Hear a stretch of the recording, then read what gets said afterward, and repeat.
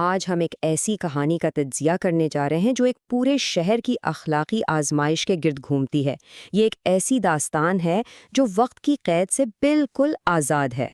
ذرا ان الفاظ پر غور کریں۔ ایک وقت تھا جب زمین پر بستیاں آباد تھیں مگر دل ویران ہو چکے تھے۔ کتنی گہری بات ہے! یہ الفاظ ہمیں کہانی کے بالکل شروع میں ہی اس کا مرکزی خیال بتا دیتے ہیں کہ اصل ویرانی باہر نہیں بلکہ دلوں کے اندر ہوتی ہے۔ تو چلیے اس داستان کے پہلے حصے کا آغاز کرتے ہیں، صدوم کی پکار۔ اس حصے میں ہم دیکھیں گے کہ یہ شہر کیسا تھا، اس کا ظاہر کیسا تھا اور باطن کیسا، اور اس شہر میں حق کی وہ کون سی تنہا آواز تھی جو گونج رہی تھی۔ اچھا، تو سوال یہ ہے کہ صدوم کا شہر تھا کیسا؟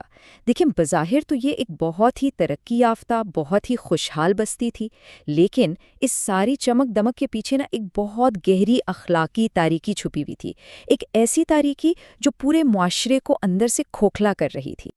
اور اس بگڑے ہوئے معاشرے کے شور و غل میں سچائی کی نمائندگی کرنے والی صرف ایک ہی آواز تھی، اور وہ آواز تھی حضرت لوط علیہ السلام کی۔ وہ بظاہر بالکل اکیلے کھڑے تھے، لیکن ان کے ساتھ حق کی طاقت تھی۔ وہ مسلسل بار بار اپنی قوم کو پکارتے رہے۔ ان کا پیغام بالکل صاف اور سیدھا تھا، اللہ سے ڈرو، پاکیزگی کا راستہ اپناؤ۔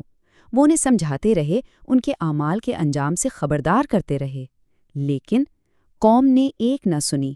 انہوں نے نہ صرف ان کی دعوت کو رد کیا بلکہ الٹا اپنے گناہوں پر فخر کرنا شروع کر دیا اور ہر نصیحت کو مذاق میں اڑا دیا۔ اب کہانی ایک نئے موڑ پر آتی ہے۔ یہ ہے آزمائش کی رات۔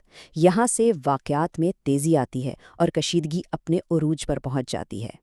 اور پھر ایک رات آئی، لیکن یہ کوئی عام رات نہیں تھی۔ یہ وہ رات تھی جسے صدوم کی تاریخ کو ہمیشہ ہمیشہ کے لیے بدل دینا تھا۔ جیسا میں نے کہا، یہ دوسری راتوں جیسی نہیں تھیں۔ اس رات کی فضا میں ایک عجیب سا غیر معمولی بوجھل پن تھا۔ ہوا میں ایک گہرا سکوت طاری تھا۔ جانتے ہیں کیسا سکوت؟ طوفان سے پہلے والا سکوت۔ اور پھر وہ ہوا جس نے سب کچھ بدل کر رکھ دیا۔ اللہ کے فرشتے انسانی شکل میں، خوبصورت نوجوانوں کے روپ میں، حضرت لوط علیہ السلام کے دروازے پر مہمان بن کر اترے۔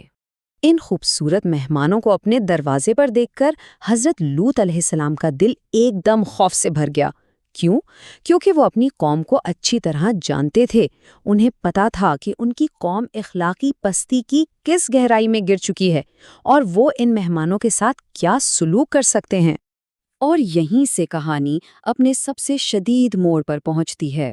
حصہ سوم، دہلیز پر ٹکراؤ۔ یہ حق اور باطل کے درمیان ایک براہ راست، ایک شدید تصادم کا لمحہ تھا۔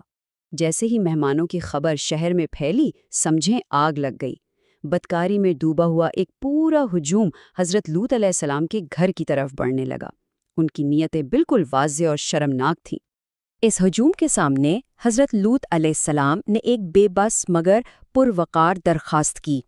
ان کے الفاظوں کو محسوس کریں۔ یہ میرے مہمان ہیں، اللہ سے ڈرو، مجھے رسوا نہ کرو۔ ان کے ہر لفظ میں درد تھا، التجا تھی۔ یہ اپنی اور اپنے مہمانوں کی عزت بچانے کی ایک آخری کوشش تھی، مگر اس درخواست کا ان پر کوئی اثر نہیں ہوا۔ اور یہی تو نشانی ہے، جب دل اندھے ہو جاتے ہیں تو آنکھوں کو سچ دکھائی نہیں دیتا۔ اس ٹکراؤ کے بعد اب کہانی کا رخ بدلنے والا ہے۔ یہ ہے فجر سے پہلے کا حکم۔ اب خدائی منصوبہ ظاہر ہوگا اور نجات کا راستہ دکھایا جائے گا۔ جب قوم نے اپنی ہٹ دھرمی کی انتہا کر دی تو ان مہمانوں نے اپنی اصلیت ظاہر کر دی۔ وہ کوئی عام انسان نہیں بلکہ اللہ کے فرشتے تھے، اور وہ عذاب کا فیصلہ لے کر آئے تھے۔ اب واپسی کا کوئی راستہ باقی نہیں بچا تھا۔ فرشتوں نے حضرت لوط علیہ السلام کو فوری اور حتمی ہدایات دیں۔ پہلا حکم، رات کے آخری پہر میں اپنے گھر والوں کے ساتھ یہاں سے نکل جاؤ۔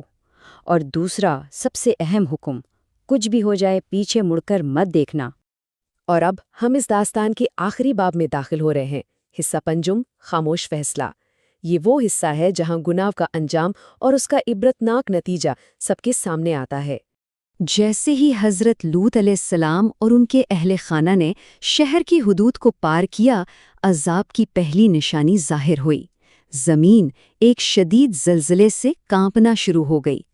مگر یہ کوئی عام زلزلہ نہیں تھا، خدائی حکم سے پوری کی پوری بستی کو جڑ سے اکھاڑ کر الٹ دیا گیا، ان کی ہر بلندی کو پستی میں بدل دیا گیا۔ اور بات یہیں ختم نہیں ہوئی، پھر آسمان سے پتھروں کی بارش شروع ہو گئی۔ سوچئے، ایک ہستا بستا شہر جو اپنے گناہوں پر فخر کرتا تھا، وہ پل بھر میں صفائے ہستی سے مٹ گیا اور تاریخ کا ایک عبرتناک باب بن کر رہ گیا۔ اگلے صبح سورج تو طلوع ہوا، مگر وہ شہر نہیں ہوا۔ جہاں کل تک ایک شہر آباد تھا، زندگی تھی، شور تھا، وہاں اب گہری خاموشی اور ویرانی کے سوا کچھ نہیں بچا تھا۔ تو اس پوری داستان سے ہمیں سبق کیا ملتا ہے؟ ایک حتمی سچائی کہ جب حق کو جھٹلایا جاتا ہے، جب اصلاح کو ٹھکرا دیا جاتا ہے، تو مہلت ختم ہو جاتی ہے اور پھر فیصلہ خاموشی سے آ جاتا ہے۔